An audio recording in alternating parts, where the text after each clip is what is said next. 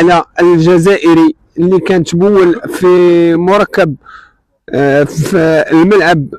اليوم كان الحكم عليه هنا بمحكمة الابتدائية بمدينة الرباط. يعني نخليو الأستاذ صوفي هو اللي غيبين لنا بشحال التحكم وشحال الغرامة اللي عطاوه اليوم. أستاذ صوفي أنت معنا على المباشر. أهلا وسهلا. جريدة عبير وحدث 24 وأصوات، مرحبا بكم. ديما كتواكبونا في الأعمال ديالنا. حنا بدورنا كيشرفنا أننا نسودكم بالمعلومة في إطار الحق في الخبر. ما دمنا نتحدث عن حملة زيرو تفاهة، فتتبعنا هذا الملف على اعتبار أن المتورط في هذا الملف أو المتهم في هذا الملف اللي هو من جنسية جزائرية، واللي هو الآخر يعني يوتيوبر جزائري اللي جا المغرب في إطار فعالية الكان. جا كمشجع للفريق الجزائري واللي ارتكب أفعال لها تماس وخصام مع القانون الجنائي. هذا الشخص حكم اليوم أمام المحكمة الابتدائية بالرباط.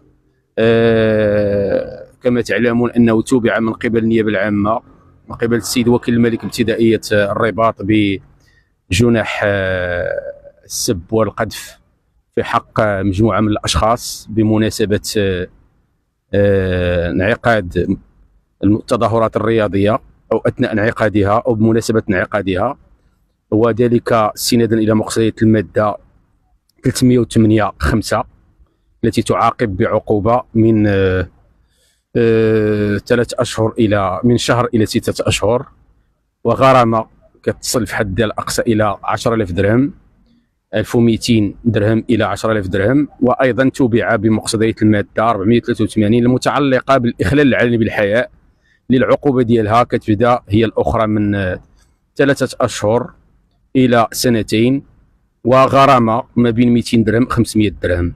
اليوم المحكمة الابتدائية بابتدائية الرباط يعني أصدرت حكمها القاضي في حق هذا المتهم الجزائري بعقوبة مدتها 3 أشهر حبسا نافذة وغرامة قدرها 500 درهم من أجل كل الأفعال المنسوبة إليه المتمثلة في الإخلال العلني كما قلت، وفي السب والقذف في حق مجموعة من الأشخاص أثناء انعقاد مناسبة رياضية. وبذلك يتضح أن المحكمة قد متعته بظروف تخفيف، ربما نظرا لانعدام السوابق القضائية، وأيضا في إطار تفريد العقوبة تكون المحكمة قد متعته بأقصى ما يمكن ظروف تخفيف، وبالتالي يعني حققت المحاكمة العادلة وعملت السلطة التقديرية ديالها. وبالتالي سجلت أبصمت المحكمة على شيئين مهمين، وهو أنه لا أحد فوق القانون. نحترم ضيوفنا، ولكن يجب على هؤلاء الضيوف ولو في مناسبة رياضية أن يتحلوا باحترام القيم والضوابط والقانون المغربي. ولكن كل من تجرأ على المساس بقيمنا وبضوابطنا القانونية بلا شك يحاكم وفق الضوابط القانونية، وهذا ما تحقق. بالتالي يعني نشكر المحكمة الموقرة على تطبيقها القانون، وعلى أيضا ما متعته بهذا المتهم، لأن متعته بظروف تخفيف، وهذا كيدخل في إطار الصلاحيات ديالها. ما يهمنا أن القانون قد طبق، وأن هذا الشخص يعني حظى بمحاكمة عادلة.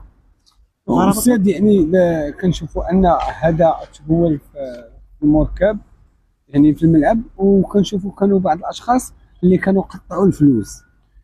يجب ان نفرق هذا الملف ديال هذا المشجع اللي كيتحاكم هنا في سميتو في ابتدائيه امام ابتدائيه الرباط. ما كيتحاكمش على خلفيه هذاك التصرف اللي دار، اللي هو التبول في الملعب. هذه الواقعه وقعت في الدار البيضاء، لانه بمناسبه لما كان الفريق الجزائري كيجري المباريات ديالو بالمركب محمد الخامس بالدار البيضاء، تقدم على ضوءها امام محكمه ابتدائيه امام السيد وكيل الملك ابتدائيه الدار البيضاء، تم الافراج عنه. لكن يعني بعد ذلك تم تعميق البحث معه، وذلك بحجز الهاتف النقال ديالو والولوج الى الهاتف النقال. اتضح من خلال يعني التصفح او الاطلاع على الهاتف النقال على انه يرتكب افعال اخرى، وهي السب والقذف في حق مجموعه من الاشخاص اللي هم الجمهور. واتضح ايضا على انه يقوم بافعال مخله بالحياء، وبالتالي تبع على ضوء هذه الافعال امام المحكمه بابتدائيه الرباط. اذا هذه الواقعه اللي كيتابع عليها هنا في ابتدائيه الرباط هي واقعه تتعلق بالاخلال العلني بالحياء وبالسب والقذف في حق الجمهور، يعني لا علاقه لها بالواقعه ديال الملعب في مدينه الدار البيضاء ومدينه الرباط. وبالتالي يعني هاد الوقائع اللي تتابع عليها يعني تم الوقوف عليها وتحصيلها من خلال الاطلاع على الهاتف النقال اللي تم عزوه على ذمه هذه القضيه. بالتالي يجب ان نفرق من باب التوضيح وايصال المعلومه الصحيحه.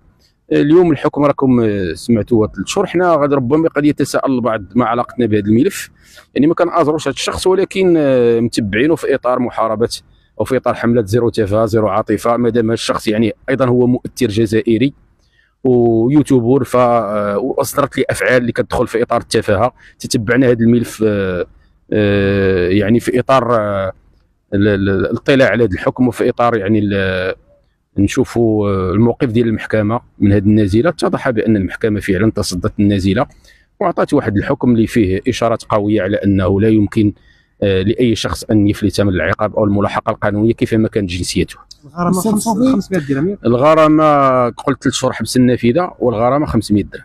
واش استاذ صوفي كيبان لك بان هذا الحكم ديال 3 اشهر كيبان لك انها كافيه لانه كان يعني سب الجماهير المغربيه تبول وموثق ديك الطريقه اللي تبول بها؟ واش كتبان ان 3 شهور كافيه؟